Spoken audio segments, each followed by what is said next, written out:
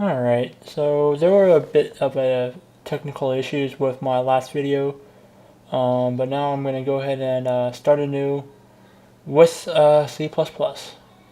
Basically what happened on the last video was there were some frame rate issues and audio issues, like I'm just happy that, and just some drivers that to install and reinstall to get rid of that issue.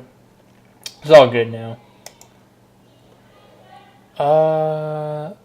So let's get started. So I'm going to go ahead and get my C++ version of Hello World.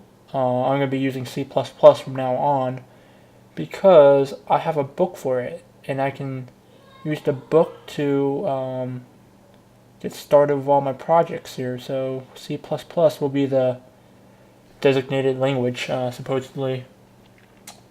Alright, so in order to get this thing rolling, we gotta, basically how I got here, of course, before I went to project, empty project, C++ selected the name, if it wasn't obvious already.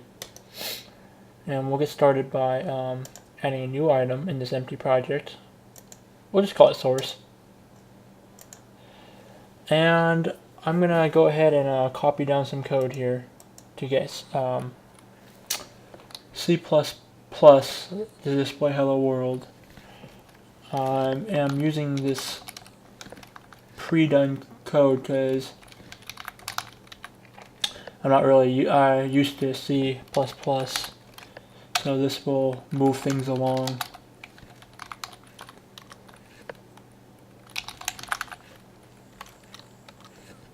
Frame rate and everything's all nice, much better than the last video.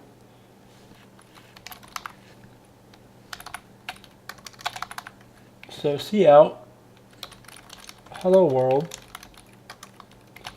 Look at the text, and you want to do more of those angle brackets in what looks like to be end L, and then system.pause. Now that is cheap. You probably don't want to be using that. There's a better way of doing it, but we'll get to that later on my later projects. So this is what you got to include every time: the IO stream, namespace std. Just out of habit, I just put them there. Well, and you got to do it to make it work.